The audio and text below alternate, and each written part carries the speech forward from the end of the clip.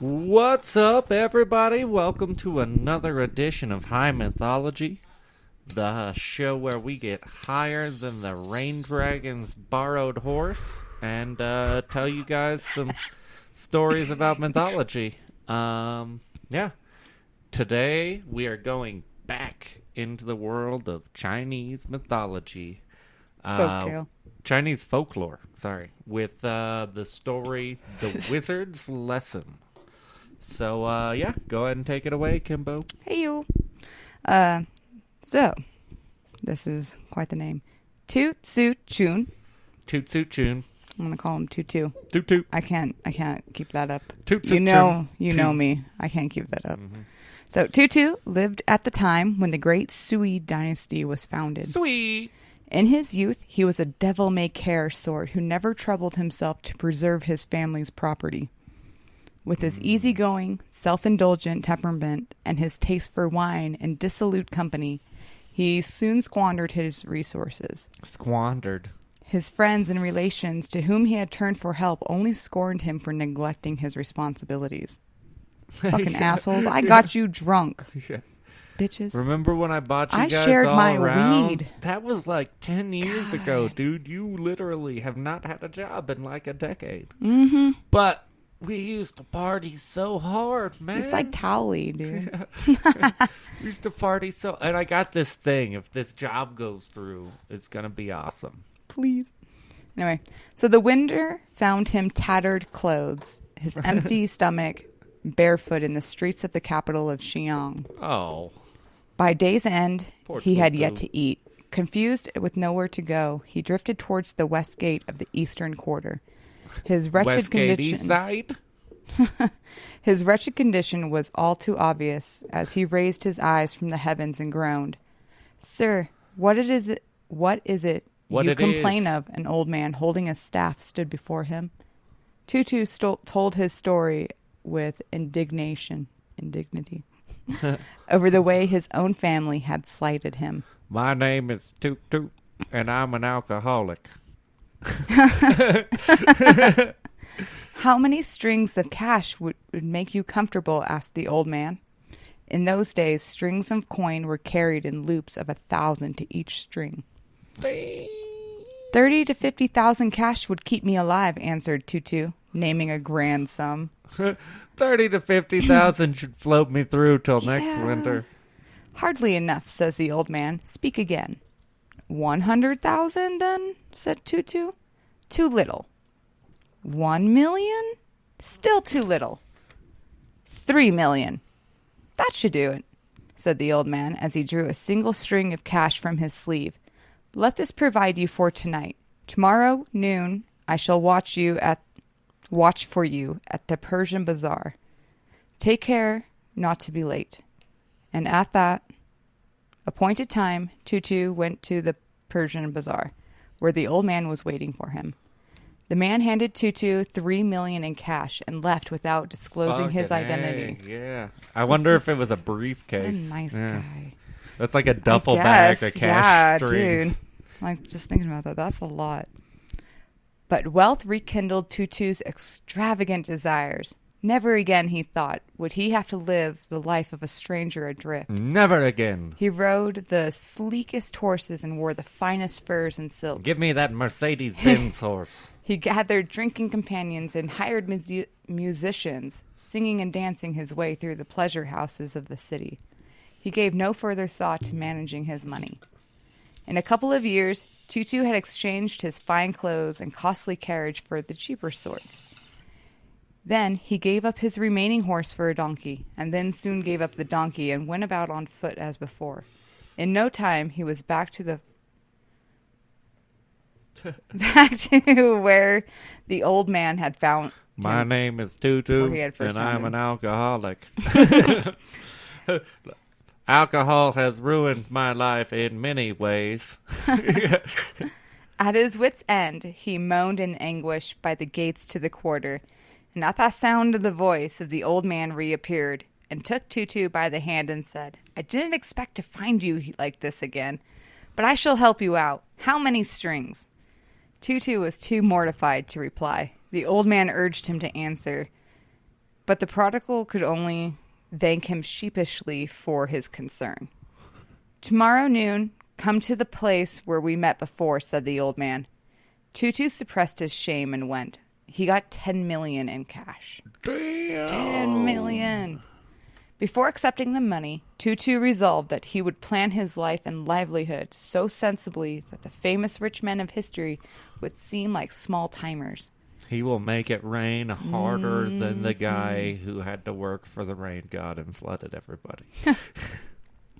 Once he had the money in hand, however, his convictions turned upside down. His self-indulgent nature was as strong as ever, and within a few years, he was poorer than ever. 2 Benz horses. I got 10 milli. And for the third time, he met the old man at the familiar place. My name is Tutu. I'm an alcoholic. Tsuchun could not master his embarrassment. Covering his face with his hands, he fled. But the old man grabbed him by the tail of his coat and stopped him. "I should have known you'd need more," he said, giving Tutu 30 million in cash.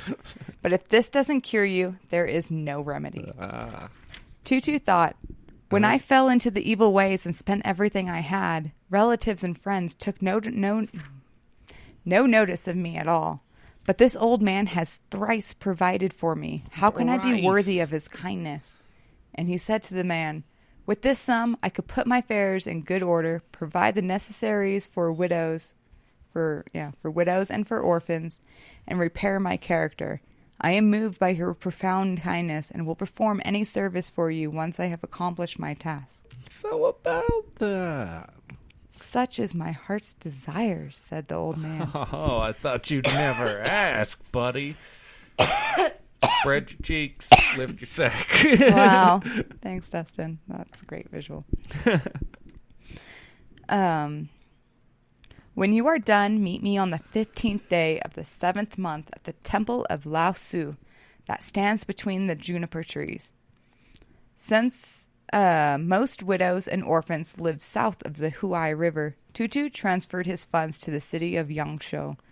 He brought over 1,500 acres of choice land there and eradicated mansions for himself in the city and set up more than 100 buildings on the main roads and houses for widows and orphans of the region. Fuck yeah. He arranged marriages for nieces and nephews and provided all the clan deed with a place in its temple matched with the generosity it had shown him, and forgave all injuries. None of that shit makes any sense. So he helped out a lot. He made a temple there, and then those temples he donated his shit.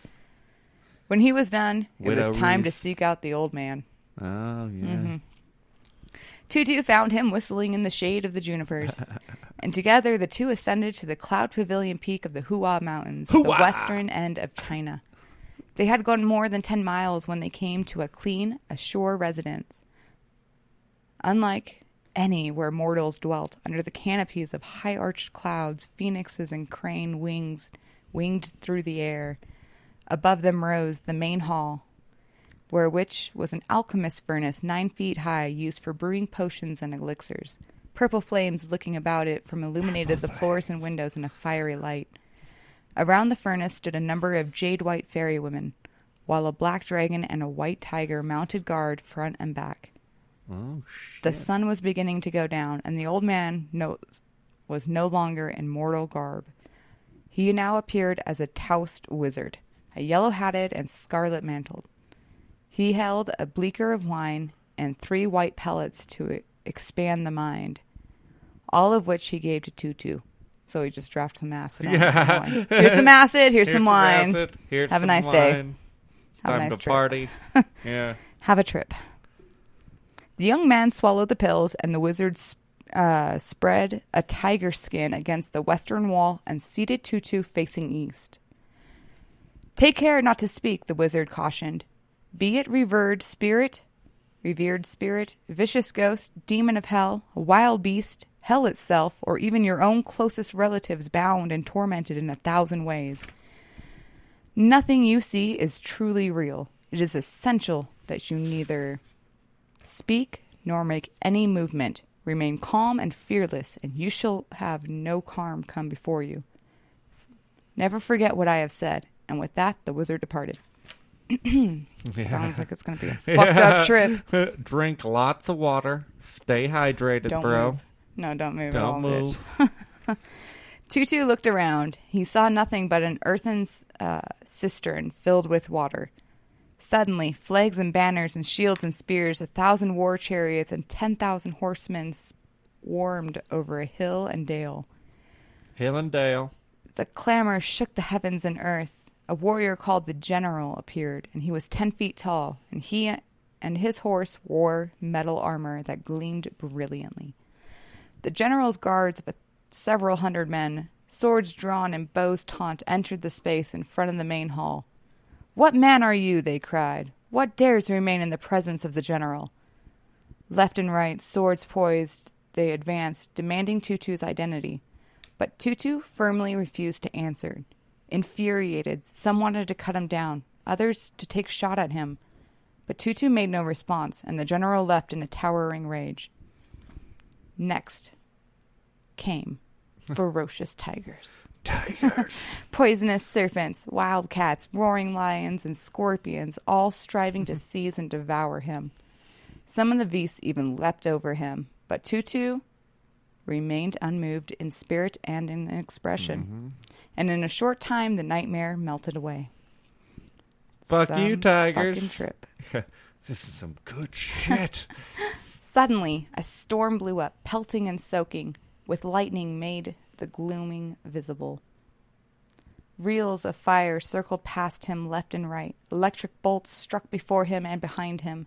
Tutu could not open his eyes. In moments, the waters around the area were 10 feet deep, and with the streaming lightning and the booming thunder, it seemed as if nothing would stop the very rivers and mountains of earth from coming apart. Waves reached his seat, but Tutu sat upright and took no notice. Soon everything vanished. Fuck yeah. And the General returned, this time leading an ox-head sergeant and his soldiers of hell. Together with the weird-faced ghosts, they placed a huge cauldron of boiling water before Tutu and closed in on him with spears, swords, and pitchforks. "Identify yourself," they charged, "and we will free you at once. Otherwise, beware. We shall pitch you into the cauldron." Tutu made no reply. Thereupon, his wife was brought in and thrown into the stairs before him. "Speak, and we will spare her," they said. They whipped her until her blood flowed freely, some shooting her, some hacking her, some scalding her, some burning her. Unable to bear it, she cried out. That sounds like fucking horrifying. Yeah, That's that like does not if you sound saw like a me fun being trip. destroyed, you know what I mean? That is a horrible. That's how I would feel. I'll be like, stop fucking. No, okay. So, truly, I am but a poor and simple woman, unworthy of a gentleman like yourself. Yet fortune has enabled me to serve you as wife for over 10 years. Now their honors, these ghosts, have taken me. I don't understand. Now their honors, these ghosts, have taken me. And the pain is more than I can endure. I would never dream of having you crawl on your hands and knees to beg for me, but a single word will save my life. Who among men should consider more heartless if you would deny me that? She wept, cursed, and scolded, but Tutu would not glance at her. Uh-huh. Yeah, don't even look at her. You don't exist. It's all bitch. just a trip. That's like my fucking it's all cat. he's just sitting there with his eyes closed like, breathe. It's all just a trip. Dude, that reminds me of like sometimes when I'm like grooming a dog and like I'm like, come on, guy, get in the tub. No, looks away. If I don't look at it, it doesn't exist. I'm like, come on, guys, you know better. I can't be swayed. So, the General says, "You think we won't put her to death?" He ordered a chopping block brought, and they began to cut her up inch by inch, beginning with the feet. She shrieked frantically, but to the end, Tutu took no notice of her. "This villain is a master of the black art," says the General, "and must not remain among the living." He ordered his men to cut off Tutu's head. When Tutu's head was struck off, his soul was brought before the king of the dead. "Isn't this the heretic of Cloud Pavilion Peak? Throw him in hell." Tutu's tasted the torments of hell to its fullest. Molten bronze, the iron rod, pounding, grinding, the fire pits, the boiling cauldrons, the hill of knives, the forest of swords. Jesus. But he kept the wizard's words firmly in his mind, and he bore the pain without letting a moan pass his lips. Then the torturers reported to the king that the punishments were completed. So devious a villain does not deserve to be reborn a male, decreed the king of the dead. Let him go back as a female in the home of the Wang Chuang, the deputy magistrate of the Shafu country of Shangchu. It's a mouthful. That is a mouthful. But I'm positive I got that right. Mm-hmm. Thank you. Because you cannot fucking tell me. I'll just agree with you. Yep, that sounds right to me. After her birth, the child suffered many ailments. Hardly a day went by where she wasn't spared acupuncture, cauterization, and harsh medicines. Once she fell into a fire and could get no relief from the pain, yet not a sound escaped her. She matured into an exceptional beauty, but she never used her voice, and the family regarded her as mute. She never responded to the relatives took her.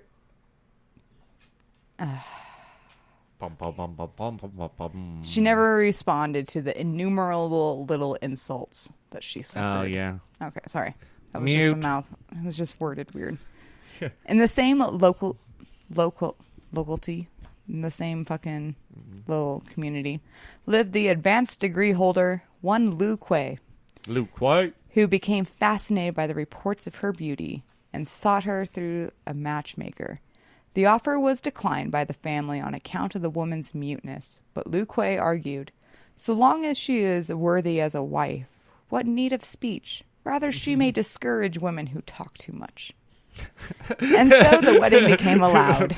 Bro. Yeah. Yeah. The young man welcomed his new bride with full ceremony. For several years, the young couple shared a tender, deepening love. They had a son who showed exceptional intelligence at the age of 2. Lu Kuei would cuddle the babe and speak to his wife, though she never replied. He tried many tricks to lure her into speaking, but she remained silent. Then in anger, he said to her, in old times, Lord Chia's wife held him in such contempt that she would not spare him even a smile. However, Lord Chia humored his wife out of her vow of silence by shooting a peasant. I am not as so ugly as Lord Chia, so I have more culture and skills in archery. Yet you do not speak. If a man's wife scorns him, what use has he for the son? Lu Kuei grabbed the babe by the feet and smashed its head against a rock. Oh, jeez. A bit violent. I know. God damn, Lu Kuei. Tutu felt a sharp pang of love surge in her heart. Her vow of silence slipped her mind, and a cry of anguish slipped from her lips. And even as the brief cry was escaping her, Tutu was sitting where he had been once before. The wizard stood before him. The last watch of the night had just begun, and Tutu saw purple flames coming up from the roof, leaping into the sky. Then the fire closed in on them and burned the building and interior. Wretched scholar, how could you have wronged me? Said the wizard. You didn't even warn me that you were dosing me. You just said, take this. I mean, it's kind of on me because I just took it, but I thought it was Tylenol, man. I told you I had a headache, not wanted to expand my horizons. So the wizard said that as he lifted Tutu by his coiffured hair and threw him into the cistern of water. At once the fires went out, and the wizard said, your mind has rid itself of joy, anger, sorrow, fear, loathing, and desire, all forgotten. Only love remained. Only love remains. Have you not cried out just then? My medicine would have worked on you, and you would have risen beyond your human state and became immortal. Alas, such men are all too rare. I shall have to make this medicine over again, and you shall have to find your place in the world of men. Then the wizard gestured towards the faraway home. Tutu climbed into the pavilion and looked, and the furnace was ruined, and inside was an iron rod as thick as a man's arm. stripping to the waist. Stripped to the waist. The wizard was hacking at it with a knife and demolished what remained. After Tutu returned home, he was ashamed of forgetting his vow of silence. He took himself to the task for his mistake and traveled to the Cloud Pavilion peak, but he found no human sign, and sighing ruefully, he returned home. Oh. The end. What do you think? Oh, fucking A. So, yeah, he fucked up there. Mm-hmm. I'm surprised he didn't ask for a little more walking cash, though. I might have done that. Like, hey, sorry I made a noise, but, like, You got that? cool if I got another, like, 10 milli just to walk Just with. before you do this, Yeah. please.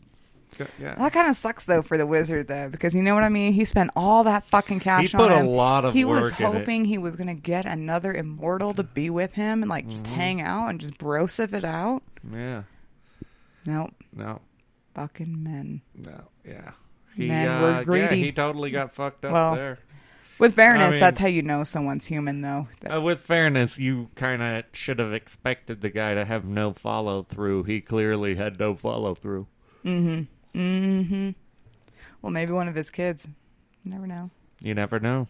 Maybe it's somewhere along this guy's fucking family genetics. Yeah. Or maybe he was never going to be immortal and the wizard was actually just fucking with him because he liked getting people high and smoking opium and laughing at them. Yep. Alrighty. Yeah, our source for this story was our one of our a book we're pretty fond of at this point, Chinese Fairy Tales and Fantasies, translated and edited by Moss Roberts. Mm-hmm. And yeah, that's gonna do it for us, everybody. Thank you for listening. Hope you enjoyed this little short. We might try to do this a little more often. Just throw out some little shorts here and there to keep you guys entertained, give you some more listening shit throughout the week. But yeah. Let us know. Yeah, let us know. As always, let us know what you think. Feel free to request any stories you want us to take on, anything you think we should look into, and Any country that sounds interesting. Yeah. I mean, even if it's I was just looking a at the country Africa that gods. you That's haven't. some pretty crazy shit. Yeah, yeah, because we're trying to get global with this shit. So yeah, any and all. anything you want to hear about. You people, Not let even us just know. mythology, folk tales, story tales, fairy tales, all that shit. All that shit. We're doing it. Mm-hmm. Yeah. Thank y'all, and we will. You'll hear from us again. Yeah, thanks. Have a good night. Good night.